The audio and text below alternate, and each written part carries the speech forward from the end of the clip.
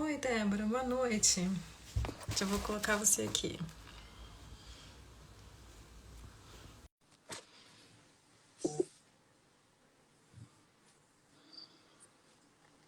Deu? Já.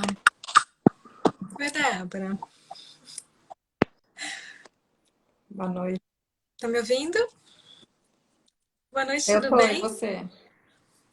Tudo Tudo jóia. Que bom ter você aqui de novo. Sua conexão tá um pouquinho aí pra mim. tá Não sei se é o falhando um seu ou pouco, eu, só calma aí. que...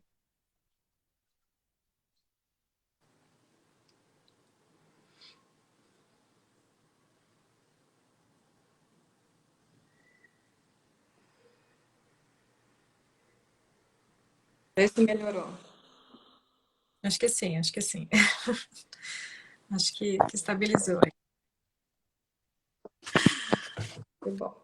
Já vou chamar você aqui também, pra gente já conversar.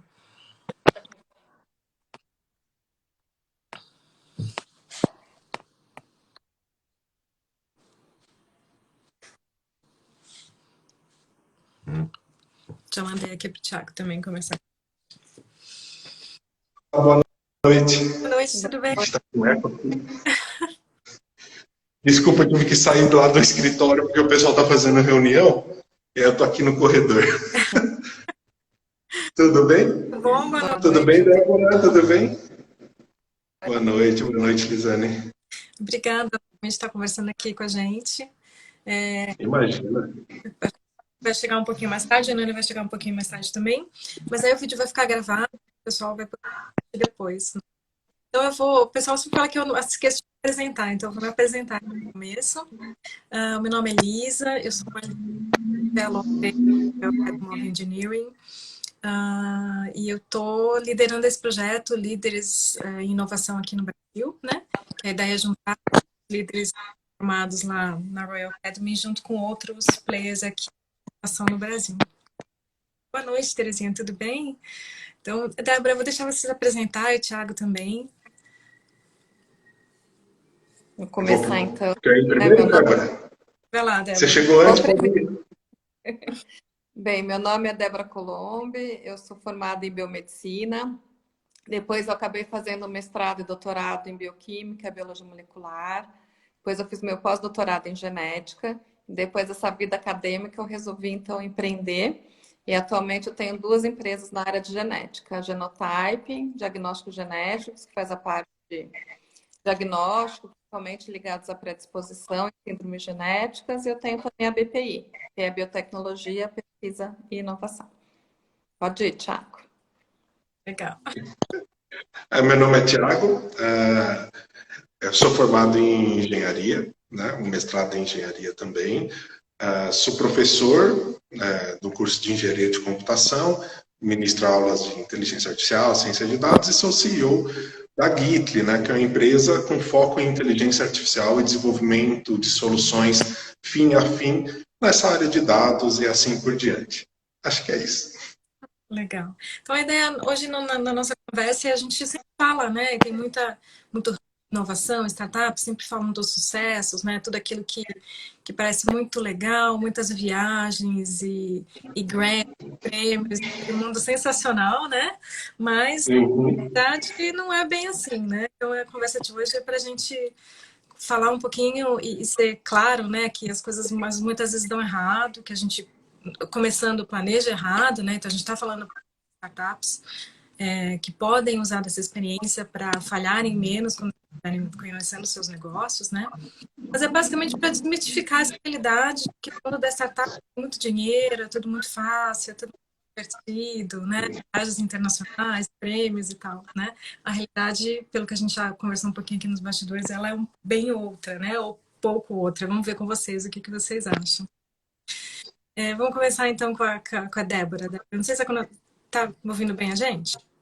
Eu tô, vocês estão me ouvindo? Eu tô. Então, tá bom. Débora, conta pra gente o que deu errado. O que É, você, com experiência, fez que não funcionou, que não foi legal e que pode servir para outras pessoas começando não fazerem o que você fez, digamos assim. eu também. Assim, acho que a primeira coisa que acho que eu senti muito quando eu fui abrir uma empresa, que eu não tinha formação nenhuma na área, né? Então, eu não sabia o que era administração, a parte financeira, fluxo de caixa. E como é uma startup muito pequena, a gente acaba tendo que fazer tudo, né? Então, assim, só para vocês terem ideia do grau da minha, sei lá, falta de informação, a primeira nota fiscal que emitiu, eu nem esqueci de colocar, né? Então, assim, são coisas óbvias do dia a dia que qualquer pessoa sabe fazer e eu simplesmente esqueci, ignorei, né? E depois disso tem muitas coisas. Acho que, assim, principalmente as startups de base tecnológica, ela já começa correndo o grande risco de dar errado, que a gente tem que desenvolver o produto ou serviço que a gente está ali, né, tentando desenvolver. Então, acho que esse é o primeiro passo. Nem sempre, né, a parte de pesquisa vai acontecer do jeito que a gente quer. Né? Então, muitas vezes a gente tem que pivotar no meio do caminho, às vezes está procurando o mercado, aquele mercado não é bem aquele que você quer, né? Então, acho que é super importante, antes de você achar, né, que seu cliente busca aquela solução, você realmente ir a campo, perguntar, dar uma conversada, e também ver não só se se o setor está disposto, né, interessado naquela solução que você está. Né? Lógico que a gente não vai ter saber com precisão exatamente o valor que eu vou ter que ir para o mercado, mas a gente consegue ter uma ideia da solução que a gente está propondo, né? Então, a gente tem que ir para o mercado, porque às vezes o custo, né, do seu serviço, da sua análise ou do seu produto vai ser mais alto que realmente o mercado está disposto a bancar. Isso também é muito ruim, que se você vai passar anos, né, desenvolvendo alguma coisa para chegar lá na frente e seu cliente não vê valor naquilo, né? Então, acho que isso também é uma coisa que a gente tem que estar levando sempre em consideração. Eu acho que é um erro muito comum para gente que vem da pesquisa, né? Ou para qualquer um que tenha ideia, é se apaixonar pela ideia, né, Débora? É basicamente isso, né? Às vezes a gente se apaixona pela ideia, pelo projeto, e isso nos deixa meio cego, né? Não faz aquela pesquisa de campo aprofundada, inclusive porque você tem medo de que vai que a minha ideia não é tão boa assim, mas poxa, parece tão legal, né? E isso eu acho que é um erro realmente, tipo, que todo mundo passa por isso, né? A se apaixonar pela ideia, o seu próprio bebezinho, né? Não tem defeitos, você não gosta às vezes. Exatamente, é muito mãe coruja, é isso mesmo.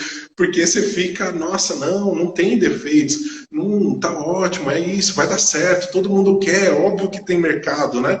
E isso é uma armadilha, né? Uma armadilha a gente achar que sempre a nossa ideia, né, é ótima e a prova de falhas. E aí a gente realmente, às vezes, deixa alguns passos importantes de fora, que é essa análise aprofundada do mercado mesmo. Estão querendo, eu acho que é realmente bem isso, né? Um dos grandes erros, eu acho que é esse. E muitas vezes algum produto, né, principalmente na área de ele demora para ficar pronto, né? E aí você percorre todo um caminho e depois no final percebe que não era bem isso, né? Não que realmente seja mais desafiador para algumas áreas, sem dúvida. Sem dúvida. E você, Thiago, na área de específica, né? Que a gente parece que tudo é maravilhoso, mais fácil, né? Não tem um Visa, não tem nada disso. Que deu errado? O que você viu já de experiência? Olha, o que deu errado? Bom, eu acho que uma das coisas que normalmente dá errado é uma postura passiva, né? Quando a gente entra numa empresa com outras pessoas, né? E aí você tem parceiros, você tem sócio e você assume aquela posição um pouco mais passiva. Comigo aconteceu, né? Com empresas anteriores, onde você fica, bom, peraí, vou esperar a falarem que precisa fazer isso, precisa fazer aquilo, e aí eu vou lá fazer. Por quê? Quando a gente está indo para essa área, né, de empreender, normalmente a gente está com um pezinho aqui e um pezinho lá. Né? A gente está com um pezinho no emprego, que garante aquele fixo todo mês, e um pezinho no empreender. Né? E o empreender vai ficando de segundo plano. E sempre que você vai deixando o empreender de segundo plano, corre o risco de você assumir essa posição mais passiva, menos dono, menos vou atrás, eu que vou fazer, não vou esperar a demanda aparecer, entende? Então, isso é um erro que eu caí, né, nas empresas anteriores, que eu tentei, que nessa de hoje não tenho, não faço, não fico passivo, estou sempre tentando ir atrás e fazer, não esperar nada acontecer, né? E então, eu acho que essa armadilha de você ficar passivo é muito perigosa, né? Então, eu acho que isso é uma das coisas que aconteceram errado nas outras empresas. Bom, eu estou garantido aqui no meu emprego, eu vou só tentando aqui de vez em quando, né? Eu vou tentando de pouquinho. Bom, né? Oi? Certo, legal, né? Sem precisar de tanto esforço, né? Se a minha ideia for genial, eu vou ficar rico fácil. É isso. Sim, sim. É, E pessoas do ponto da área técnica, né, tem aquela que nem juntando com o que a Débora falou, né, a gente começa sem conhecimento de financeiro, de investimentos, de investidores, de estratégia de saída, de entrada, um monte de coisa, porque a gente acha que só a nossa ideia ou só ela é tão boa que só ela já é o suficiente para o investidor querer investir, e aí você nem sai para pensar nas estratégias, em mercado, em tamanhos e coisas nesse sentido, e não é verdade, né? Quando a gente vai para o mercado de fato, vai empreender, é a primeira coisa que eles perguntam, tá, e aí? A sua ideia, o seu produto é só mais uma coisa, e todo o resto em volta de uma empresa, cadê você pensando? Cadê você construindo? Então, eu vejo, inclusive, na universidade, o pessoal muito técnico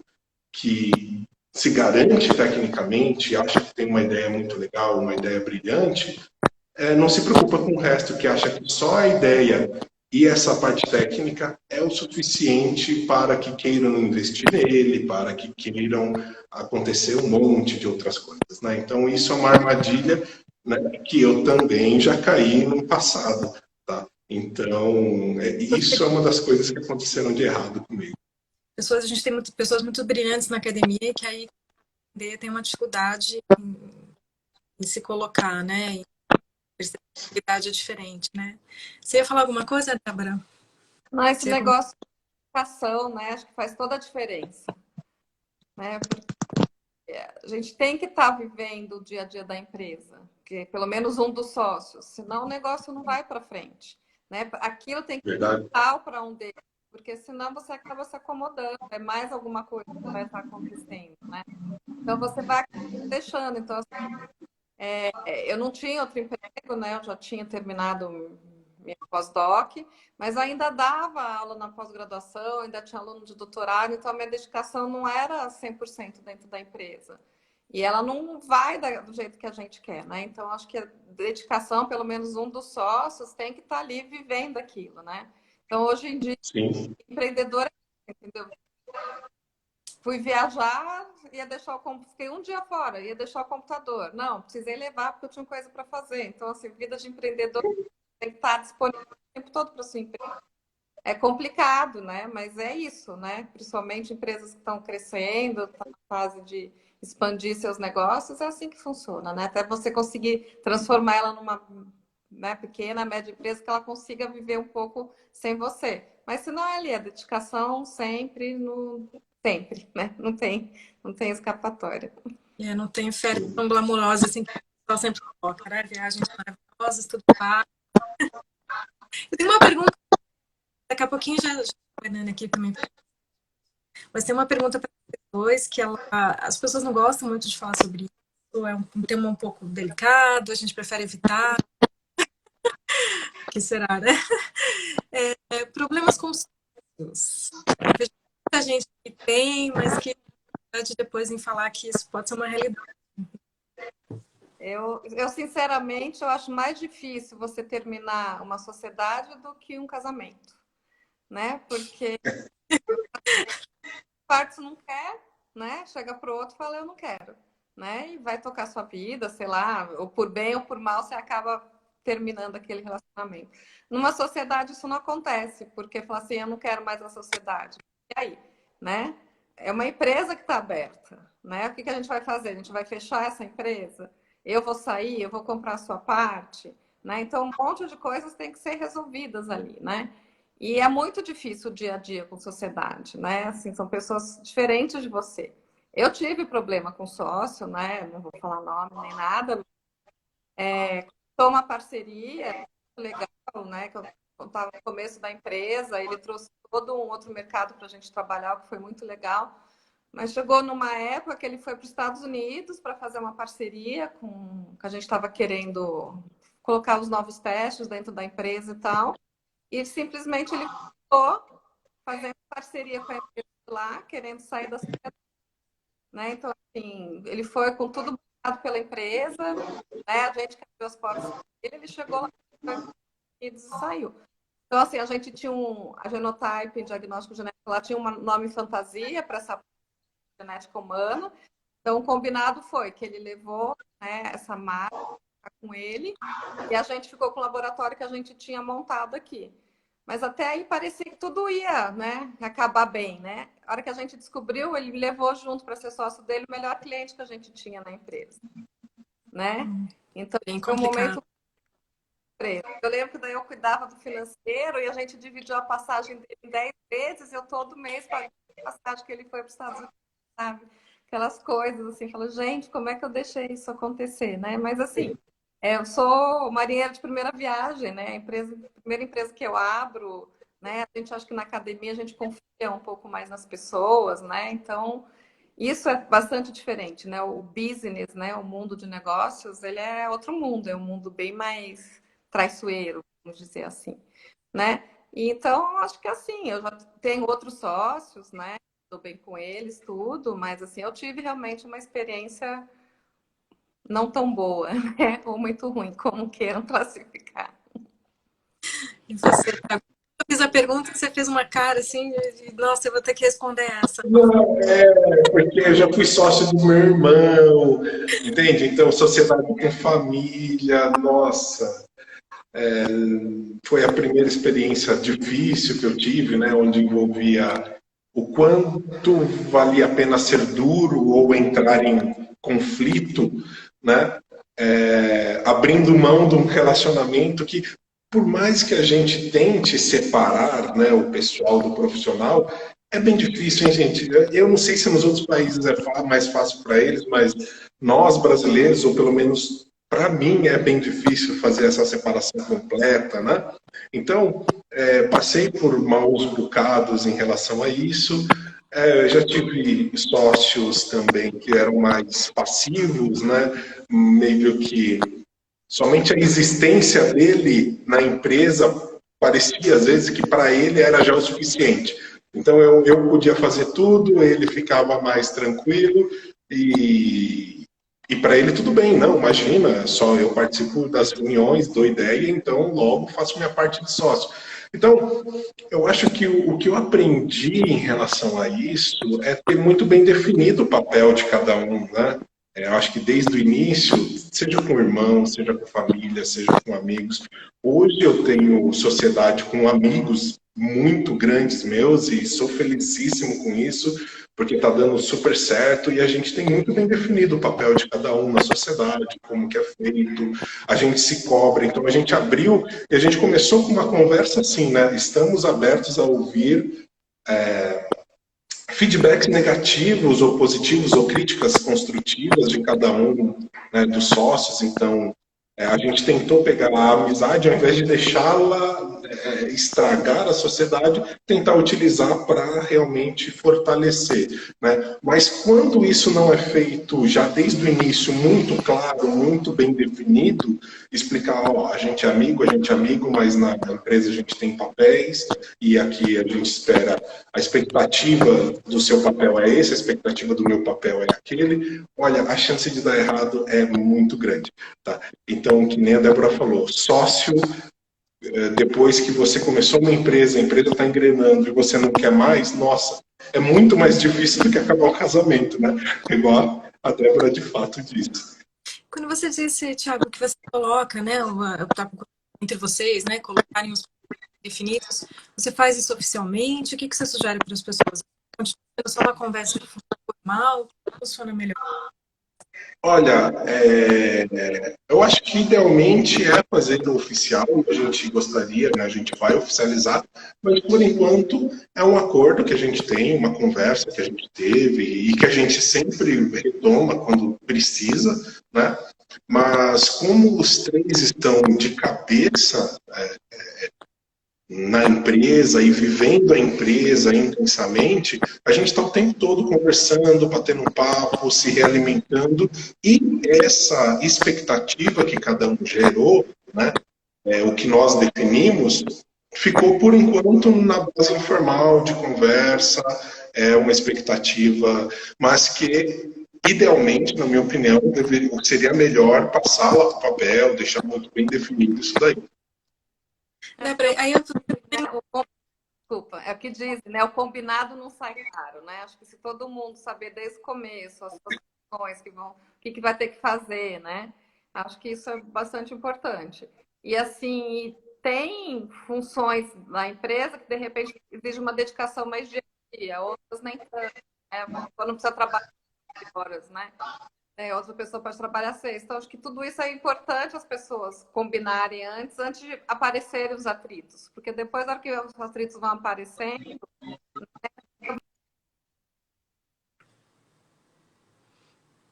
Acho que a gente perdeu um pouquinho a Débora, mas eu tô curiosa para saber... Débora, a gente...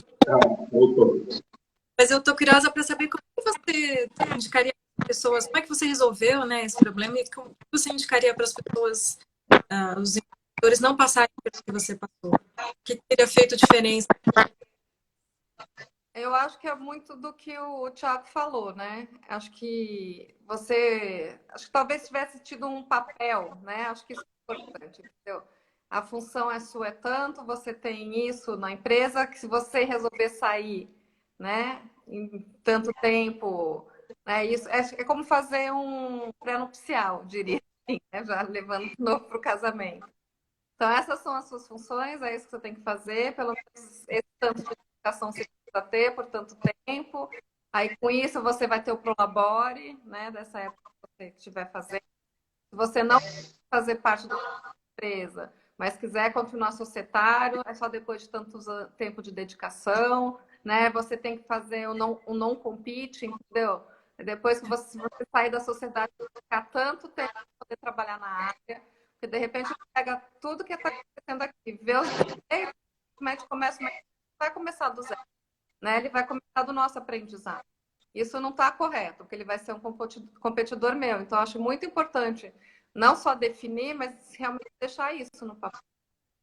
Para não ter, as pessoas mudam de ideias, mudam de planos, né? Tudo bem, né? Faz parte da vida das pessoas elas mudarem. Mas ela fez um comprometimento ali anterior, então ela tem que fazer aquilo valer. Então, assim, como não prejudicar a empresa? Né? Eu acho que teria alguma coisa nesse sentido, fazer um termo de não competir na mesma área pelos próximos X tempo depois que sair desse. Né? Acabou se acertando, eu te falei, ele levou a marca, eu fiquei com o laboratório, né? Mas mesmo assim, entendeu? Alguma coisa de sigilo também, você não pode entrar em fato, não pode levar você tem, né? Isso é uma coisa muito delicada, porque, né, ele estava dentro da empresa, sabe ali do dia a dia tudo que estava acontecendo, que eram os melhores clientes, o cliente queria mais, o que queria menos, né? Então, de repente, ele tem toda essa vantagem que ele está levando para uma outra sociedade, né?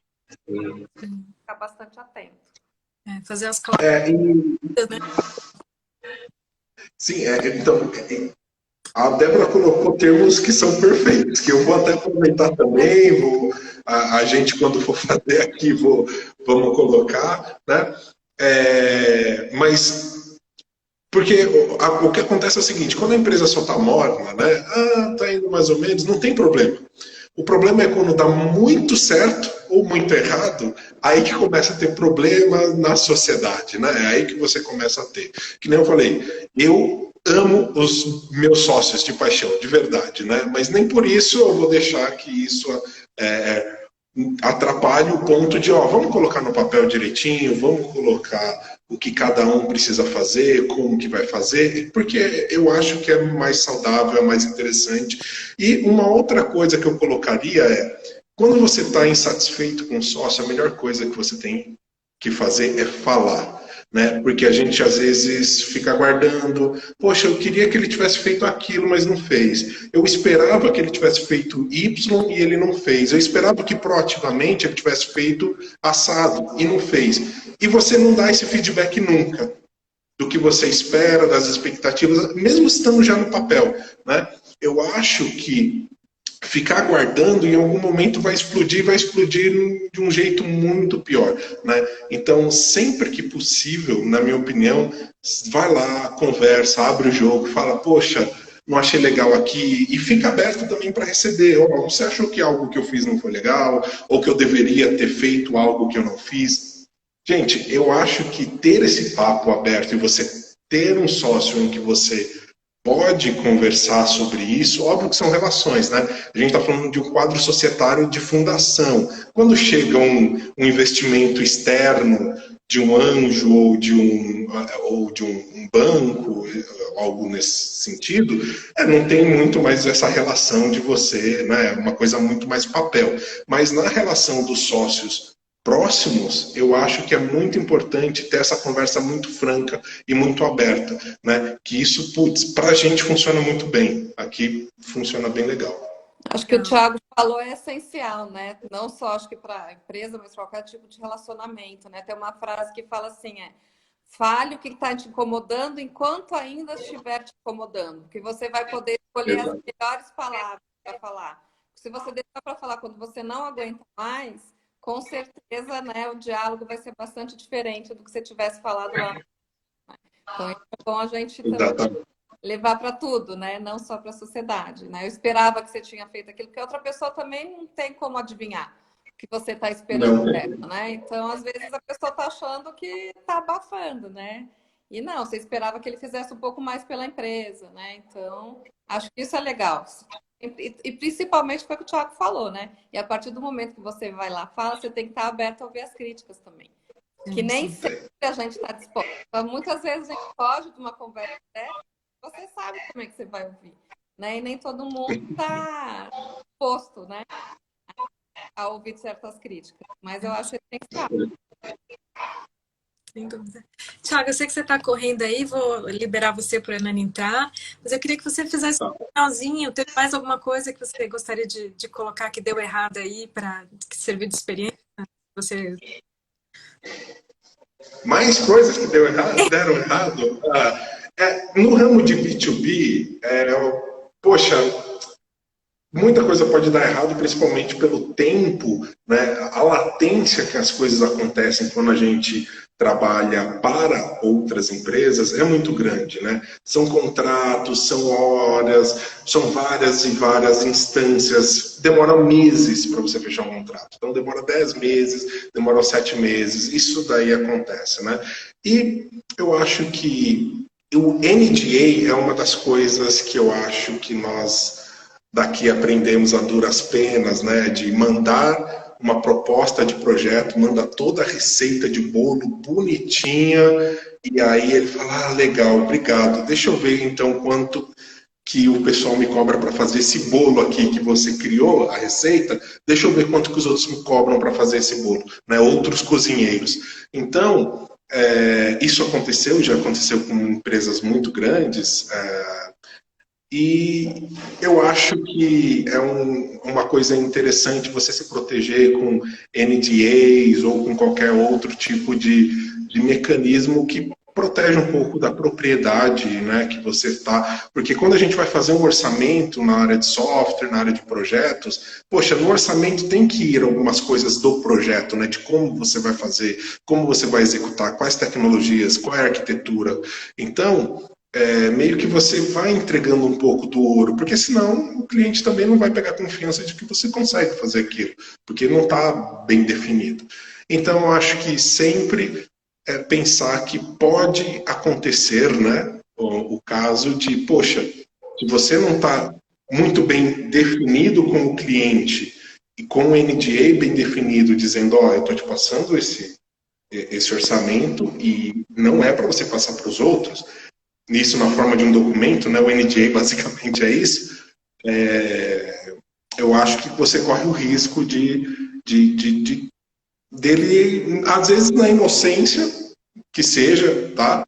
Às vezes não, mas às vezes na inocência de pegar, poxa, que ideia legal, mas pô, tá meio caro, deixa eu ver como que outras pessoas cobrariam para fazer isso. Poxa, mas a ideia é sua, né? A ideia, a proposta foi sua. Então, esse tipo de coisa, acho que é um último toque que eu deixaria aqui para o pessoal ficar mais esperto com isso também. Legal. É muito interessante porque hoje a gente vê muita cocriação, né? A gente fala muito em inovação aberta na academia, mas na prática existe muito cocriação de produtos mesmo, né?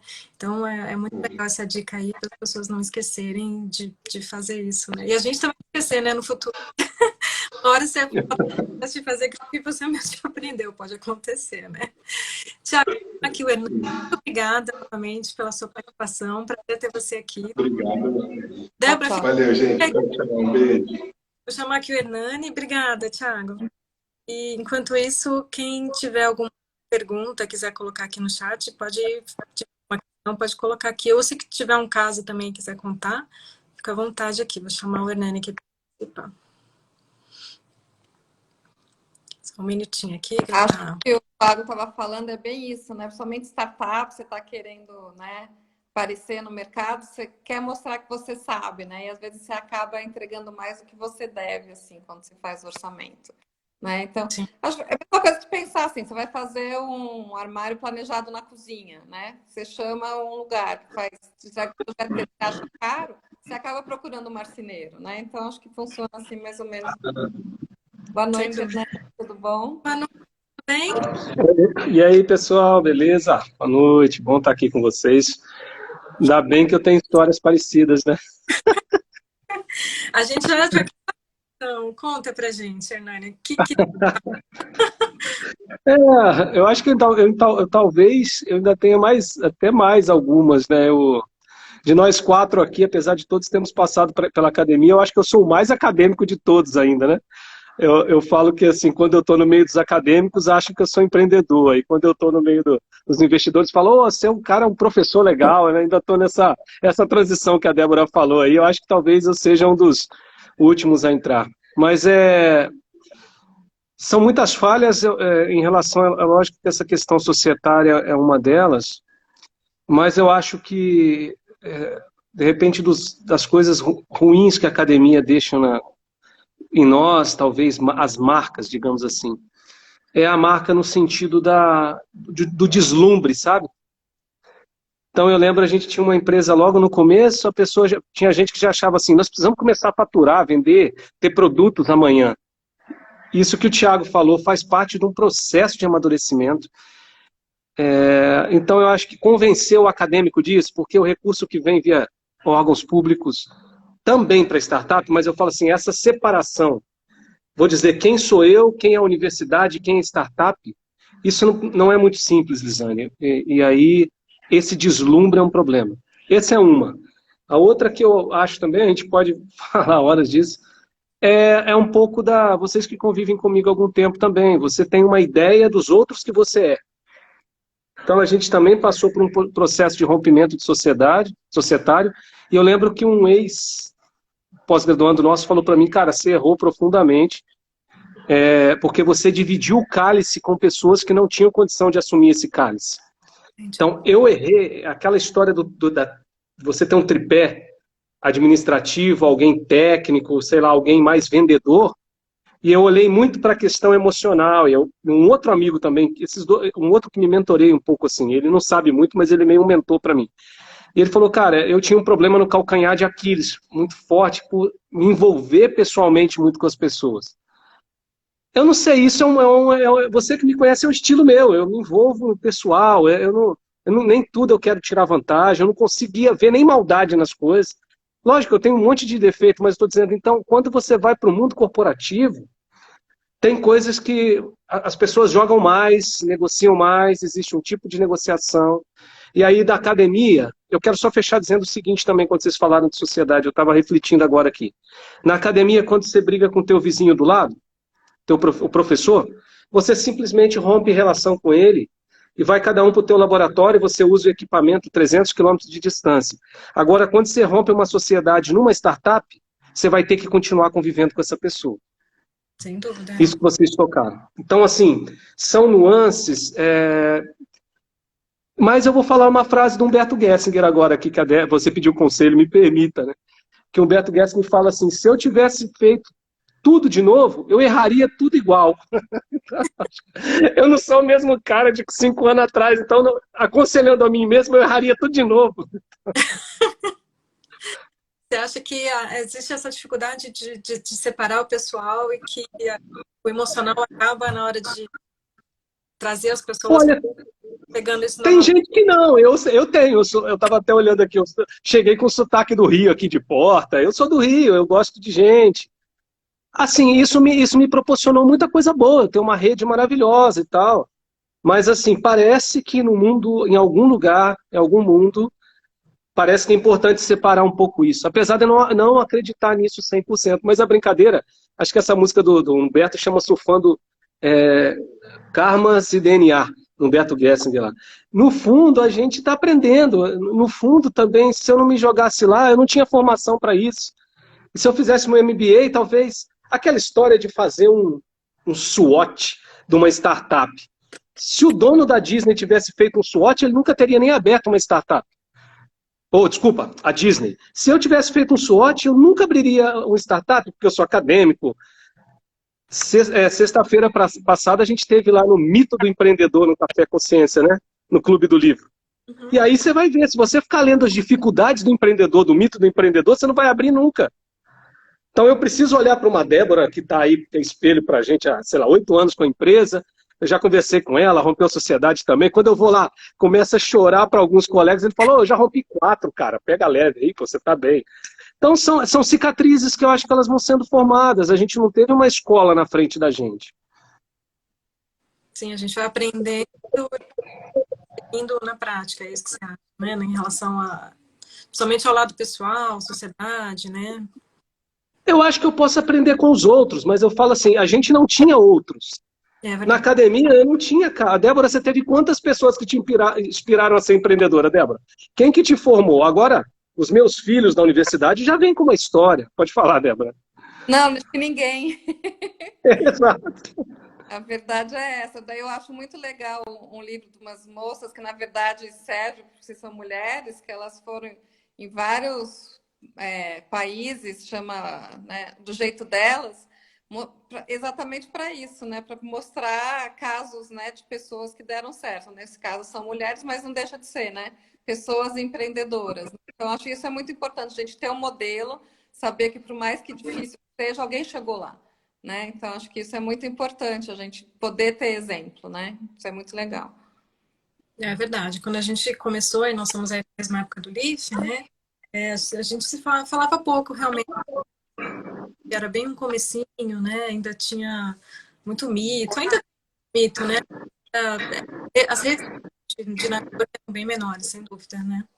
Sem dúvida. E o valor que teria para a gente, talvez, ter um como esse aqui, falando sobre problemas e sobre inovação, né? Então, sem dúvida, o caminho vai ficando mais fácil para quem está chegando, né? Mas ainda assim, perdão.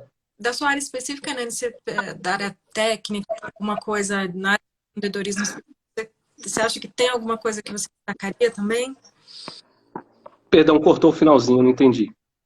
Da sua área técnica ou da área de empreendedorismo, sem ser a parte de relações pessoais, tem alguma coisa também que você destacaria, assim, como coisa que deu errado, mas tudo melhor? Eu acho que não sei, a Débora também pode comentar. Eu tive que passar, isso tem me ajudado por um processo, agora interno meu mesmo, de me ver como gestor. E esse é um problema que você cai na parte técnica também. Então, uma startup que é pequena, foi isso que a Débora falou, se você não dedica muito tempo, e isso que a gente era 3, né? Lá atrás, pessoas maravilhosas, mas no final ninguém se dedicava. Então, eu falo assim, mesmo como professor, me organizei, eu estou na startup muito mais, hoje eu tenho uma pessoa lá que ajuda, que cuida, eu vivo a startup muito mais. Então, assim, a questão técnica também tem que passar por uma questão organizacional.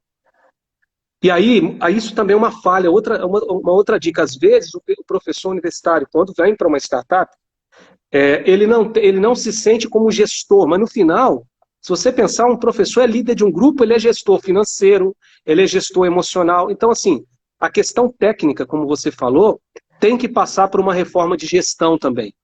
Você tem que ter reuniões semanais, você tem que ter prazos, se você precisar trabalhar com metodologias ágeis. E o professor, a gente que vem com uma formação meio folclórica, assim, você não quer isso. Então, essa reforma, ela interfere muito na parte técnica. Entendeu? Eu não sei, você começa a querer buscar coisas de gestão de pessoas, de gestão de projetos. São assuntos que me interessam muito mais de 4 anos para cá. Por mais que eu seja um cientista clássico e esteja na startup, eu vou ser cobrado pela gestão, pela entrega de um relatório, por entrega de resultados. Eu tenho que transformar a minha ciência em algo que possa ir para a sociedade. Eu não sei se a Débora também tem essa sensação, dessa transformação de só um pesquisador, que já é muito, mas para um gestor também, né? Você teve, Débora, a sensação de que Eu acho que, assim, a empresa começou com o projeto da FAPESP, então no começo eu era bem pesquisadora mesmo, né? Aí, de repente, a hora que você tem que se ver, você tem que entender de marketing, você tem que entender de cliente, você tem que entender de financeiro, você tem que entender um monte de coisa, aí você tem que parar e pensar qual é o seu papel dentro da empresa, né? Então, hoje em dia, eu sou muito mais gestora, né? Até estava comentando com as minhas amigas que, assim, minha mãe um dia perguntou para as minhas amigas que formaram na faculdade: ah, qual de vocês ainda está na área? Aí eles me consideraram fora da área. Entendeu? Apesar de eu ter uma empresa, né, que trabalha na área de genética, humana, né? Eles não me consideravam que eu estava na área, porque eu não era mais uma pesquisadora clássica, né? Eu tinha virado uma empresária. Então, aí eu só me toquei nisso nesse momento, né? Eu falei, gente, eu me considerava que eu estava na área, né? Mas se você for ver mesmo, o meu dia a dia é de gestão, né? Principalmente gestão de pessoas, gestão de prazo, negociação o tempo todo. Hoje mesmo eu tive negociação com um cliente meu, né? Então, negociação com fornecedores, né? Então, tem esse monte de coisas, assim. Mas a hora que eu resolvi realmente ser gestora, eu fui atrás de me especializar nisso. Então, eu fui fazer um MBA, né? Porque é aquele negócio de B2C, B2B, EBIT, da Laíra. Eu falava, gente, o que é isso que esse povo fala, né? E eu tinha, né, sócios na área de administrativa, na área financeira, que para eles eram normal essas terminologias. Aí eu falava, não, se é realmente isso que eu quero ser gestora da minha empresa, eu preciso aprender, né? Daí eu fui acabar estudando mais um pouco. Meu irmão sempre fala que meu hobby é ficar estudando. Cada vez eu tô fazendo um curso aí diferente. verdade. A gente conversou uma vez, Débora, que você tinha também, teve uma questão em relação à marketing, era o seu logotipo, ou como você dividiu a empresa, que tinha o nome, não sei se era o nome da empresa. Então, na verdade, foi o que eu estava te falando em relação ao sócio, né? A Genotype, ela sempre existiu como Genotype, mas o primeiro mercado que ela atuava é no setor de usinas produtoras de álcool, né? Que a primeira solução que a gente fez foi a identificação dessas leveduras nas normas de fermentação. E daí, para isso, existia a Genotype. E daí, quando entrou aquele outro sócio que eu falei que eu tive um problema, a gente criou uma marca fantasia, que era para fazer essa parte de genética humana. Aí, quando houve, então, a dissolução da sociedade, que ele levou essa marca embora, o que a gente pensou, né, na época? Falou, não, todos os contratos estão no nome do CNPJ da empresa. Então, o que eu vou fazer? Tudo aquilo que for genética humana, eu já tenho contratos em vigor, eu vou manter Genotype. E a parte que for de usina, do agrobusiness, não sei o quê, eu vou criar uma nova marca, né? Então, eu estava trabalhando ao mesmo tempo, quer dizer, hoje em dia eu paro, olho para trás e falo, gente, como é que a gente resolveu fazer isso, né? Insano. Porque a coisa mais óbvia era manter a Genotype como Genotype no mercado que ela já estava e substituir a marca fantasia por uma outra, né? Sim. Mas na época parecia óbvio, não, vamos manter os contratos no CNPJ que a gente tem. Então, assim, você clicava lá Genotype, você entrava no site, tinha Genotype Saúde, que ia para Genotype, tinha Genotype em agrobusiness e ia para BPI.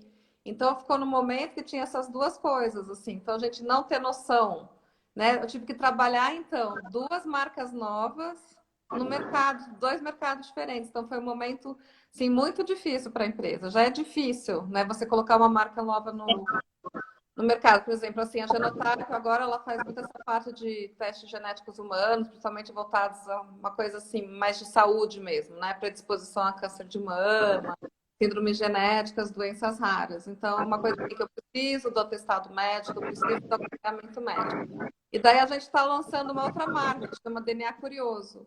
Que daí não são esse tipo de análise genética que a gente vai estar vendo. A gente vai estar vendo coisas mais leves, mais curiosas. Por exemplo, se a pessoa tem na genética dela, carrega uma intolerância a glúten, carrega uma intolerância à lactose, se tem predisposição à calvície, predisposição a ter mais acne, né? Existe um teste que você diz para a pessoa se ela tem mais aptidão a esporte de resistência ou de força.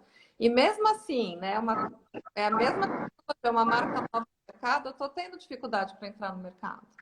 Né? Você imagina, então, eu ter que trabalhar dois mercados diferentes com marcas novas, né? Então, foi um período bem difícil, assim, pra gente. Mas, assim, quando a gente resolveu isso, parecia óbvio a nossa escolha. Não é? Né? Então, acho que faltou ali a gente conversar com o pessoal de marketing, alguma coisa, para dar esse toque pra gente, né? Mas sobrevivemos. É engraçado que eu, como assim, né, gestora, não sou sozinha, tem todo... pessoal inclusive o Hernani, né? Desse LIF, o LIF chama-se LIF PR Fórum. E agora, se a gente quiser expandir, a gente quer expandir, fica o fórum. Na época, colocar o nome que fosse. Né? Mas quando você está começando, você acha que a estratégia está toda pronta ali, né? Uma dificuldade talvez de ver o futuro e quão grande o que a gente pode fazer pode chegar a ser, né? Então, eu vejo assim outras coisas também, né? Mas eu entendo que um erro é isso que você está falando também. Eu acho que uma coisa também que pode dar errado é quando você tem a visão muito encurtada. Eu acho que o barato da startup é, às vezes, você querer transformar também numa coisa muito rígida, muito dura. Então, isso também pode ser um erro. Tudo bem, não precisa ser tão flexível, tão assim, sem direção, às vezes, como a universidade, mas também não precisa ser tão enrijecida ao ponto da gente não poder pivotar, como a gente fala. Eu tenho colegas, por exemplo, que estão com a empresa há muitos anos e agora, sei lá, ele chegou à conclusão de que não tem mercado no Brasil para ele, para certo material que ele desenvolveu. A nossa cadeia de produção não está pronta. Então, falando em erro, eu acho que é muito isso também. Eu acho que o Thiago falou um pouco. Às vezes o acadêmico, eu estava numa reunião com um professor recente, ele falou assim, olha, a gente desenvolve uma coisa e depois a gente procura para que aplicar. E às vezes esse tal do empreendedorismo acadêmico, como a gente chama, nos leva às vezes para isso. Eu conto o caso de um PIP que eu fui assessor, que a pessoa ela fez o PIP empreendedor, né, aquele PIP, o curso que a FAPESP dá, e ela foi em feiras. E ela chegou em feiras com um produto dela que estava sendo desenvolvido há 10 anos. Ofereceu para a ponta, e o pessoal falou, não, eu não preciso do teu produto. Ah, mas o meu é bio, é verde, é green, é eco-friendly, aquelas palavras da moda. Ele falou, o que eu tenho me atende, eu não vou trocar nos próximos X anos. Então, essa falta também de planejamento, de olhar o mercado primeiro, e ser sincero, e só falando ainda disso, esse também é onde deu errado, né, nesse contato que eu tenho, um colega falou que recente também uma menina ganhou um PIP, super legal, aluna top, daquelas melhores de todas, Bolsa FAPESP, não sei o quê, PIP, todo aquele protocolo, nada contra isso. E quando ela foi fazer o PIP empreendedor, que ela já estava com o projeto aprovado, ela descobriu que aquele projeto não chegaria no mercado nunca. E ele me disse que ela desabou em choro mesmo, e queria largar tudo, porque, tipo, uma sensação de que o que ela fez... Eu não sou contra a ciência básica, não é nada disso. Eu sou cientista. Mas eu estou dizendo assim, quando você quer fazer business... A Débora trabalha com o top das coisas lindas, né? Biologia molecular, eu acho maravilhoso. Mas assim, você vê, ela convergiu isso para o DNA, curioso. Olha ela ligou uma tecla SAP, né? Se ela aparecer dizendo, eu trabalho com biologia molecular, com PCR, né, Débora? Eu nem sei o nome das técnicas e tudo, ou PCR, eu também, celular. Hã? É PCR mesmo, certinho. PCR, ou eu também trabalho com uma bactéria que, pô, é sinistra, eu tiro não sei de onde. Não, eu trabalho com curativo para tratar feridas, mas é a bactéria que produz. Então, assim, esse é um erro muito, muito latente. A falta de você olhar para o mercado antes de criar, então, dando o problema, mas trazendo a solução. 4 discentes lá que estão no meu grupo, estão fazendo um treinamento na incubadora antes de mandar um projeto hoje. Plano de negócio, modelo de negócio, market share. Quando eles forem mandar, eles já estão olhando a realidade do que eles querem pedir. Então, eu só estou dando o problema, aonde eu errei, e não olhar o mercado, e não me apaixonar pela solução que eu tenho, mas ver se o mercado receberia ela. Mas a solução para isso é, o quanto antes eu cair na real, melhor. Sem dúvida. É a Débora, né? Sem dúvida. Uma coisa que a Nani falou de market share, né? Acho que isso é um erro que eu cometi no meu primeiro PIP lá atrás, né? Eu desenvolvi uma solução para as usinas, né? Daí eu falei, o custo vai ser tanto, tem tantas usinas, eu vou pegar X% do mercado em tanto tempo, no primeiro ano, segundo, eu vou ficar milionário em 2 anos, gente, vocês não têm noção. Eu nem ia estar aqui com vocês, não. Eu ia estar viajando lá pela Europa, agora não por causa da pandemia, mas enfim. Né? Então, tem muito disso. Às vezes a gente se maravilha, né, com a solução que a gente tem, acha que o mercado vai estar abraçando, né, que nem o Hernani falou. No caso, esse é pior ainda, o mercado nem queria comprar, né? No meu caso, o mercado comprou, mas já existia uma outra tecnologia que muita gente não quis modificar, porque já estava acostumado com aquela tecnologia, e nem todo mundo, né, utilizava essa tecnologia dentro das usinas, não com a periodicidade que eu achei que ia acontecer, entendeu? Então, tem usina que fazia essa análise só 3 vezes no ano. Ainda tinha todo o problema de uma entre-safra. Eu também não contei com isso. Né? Como é que a minha empresa ia ficar sobrevivendo 3, 4 anos se a usina de álcool não está funcionando? Né? Então, assim, a gente tem muito dessas coisas, né? Da gente realmente não conseguir entender o mercado. Né? Então, eu vejo muita empresa abrindo e fechando, eu acho que falta muito disso. Você planejar um bom período de fluxo de caixa, que você vai ter uma saída muito maior do que a sua entrada. Né? E isso faz falta, acho que qualquer empreendimento, seja ele aqui, de base tecnológica ou não. Né? Então, acho que isso é bastante importante também. As startups ainda continuam sendo empresas, não dá certo, né? No mundo, né? No Brasil, acho que tem muitas estatísticas ainda, mas no mundo ainda é 1 em 3, né? Mas muito legal. Ô, Lisane, Oi. a pergunta que eu tenho me feito, entre várias, eu errei na precificação, como a Débora falou. Eu cometi, acho que quase todos. Se a gente fizer uma lista, um bingo dos erros, como o pessoal anda brincando, eu devo ter feito quase todos. Eu só graças a Deus, ainda consegui manter um dos sócios permanece amigo, a outro deu uma mexida para minha colega, mas, então, graças a Deus nisso, ainda mantive os relacionamentos. Mas, desde precificar errado, até deslumbrar. Agora, o que eu tenho me perguntado mais hoje é o seguinte, eu acho que é aí que a gente tem que pensar. Tá bom, uma coisa é sair da bancada e ir para o mercado lá. Agora, não foi para o mercado porque realmente o mercado é cruel, sei lá, o mercado de curativos é terrível, dominado por multinacional, para você entrar não é fácil, tem lobby. Agora, não chegou porque eu errei no caminho. Sim. Eu acho que essa pergunta, um colega meu também agora mandou um projeto e tal, os assessores criticaram, negaram. Então, isso que a Débora falou da crítica lá, que entre os sócios. Ele podia ter parado e refletir e falar, de repente, minha solução é batida, é manjada. Não, ele está querendo pedir troca de assessor, já é terceiro pau já. Pô. Então, peraí, talvez esteja te livrando. Aí entra esse lado do milímetro do acadêmico. Às vezes, de repente, foi bom ser recusado agora para não virar uma bola de neve. Então, eu tenho sensação agora, a Bismarck se arrumou um pouco mais, né? Mas eu falo a sensação de que tem uma ou outra coisa que não poderia ter chegado. E a falta de organização não nos levou lá, entendeu? Isso também é uma coisa para a gente pensar, e também não chegou porque não tem mercado, ou não chegou porque no caminho eu não consegui conduzir. Isso é uma reflexão muito séria e não é nenhum problema se a gente errou. Acho que a questão é que a gente precisa se perguntar mais. Eu acho que faltam perguntas, né? A gente fica atrás muito das respostas, mas a gente não pergunta. A gente precisava perguntar mais qual o risco, aonde eu vou chegar, qual o mercado. Eu acho que está faltando pergunta muitas vezes. E aí tem um lado bom e ruim, né, Débora? Vem dinheiro pra caramba agora para inovação, mas se a gente não mudar essa maneira de pensar, vão ser projetos acadêmicos com uma roupagem de empreendedorismo, né? Sim, a gente tem que tomar esse cuidado, né? ir no mercado, ver o que o mercado está precisando e vir para a academia fazer essa solução, né? E não o contrário, né? Eu tenho essa solução, vou ir para o mercado aceitar, né? E acho que uma coisa que o Hernani falou, que ele falou assim, eu errei, né? E tudo bem errar. Eu acho, assim, é que a nossa cultura não vê bem, né? As pessoas que erram. Mas se você for para os Estados Unidos, isso é super bem visto, né? Porque eles falam assim, se o empresário já errou, o empresário já faliu, o que significa que ele aprendeu, ele não vai mais cometer aquele mesmo erro.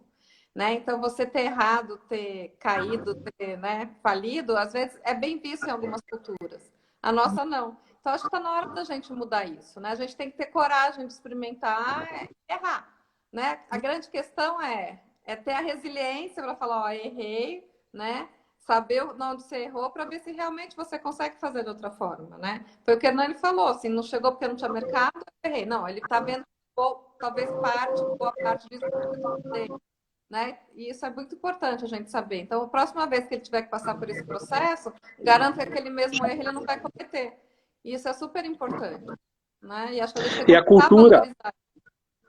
isso que você falou é muito sério, até a gente pode entrar numa coisa filosófica aqui, Débora, a cultura do vice que não serve para nada, a cultura de tirarem onda do Rubinho Barrichello, por exemplo, como o Rubinho é o cara que mais correu em toda a Fórmula 1, ele foi vice do maior de todos, um dos maiores do Schumacher, e a gente, ao invés de ter um orgulho por ter um baita piloto, um cara legal, a gente zoava ele o tempo inteiro por causa dessa cultura, parece, do derrotado. De ter sempre que ser líder, né? Vocês fizeram assim, perguntas e colocações aqui que eu não sei nem se dá mais para colocar mais coisa antes de encerrar, assim, porque foi sensacional. Tem mais erro, eu posso falar, mas não preciso ficar aqui, vou ficar falando de erro, mas tem que animar o pessoal que tem coisa boa também. Mas a gente está numa live para falar dos erros, assim, entendeu? Assim, então, apesar de todos os erros, eu estou com uma empresa aí aberta desde 2008, Sim.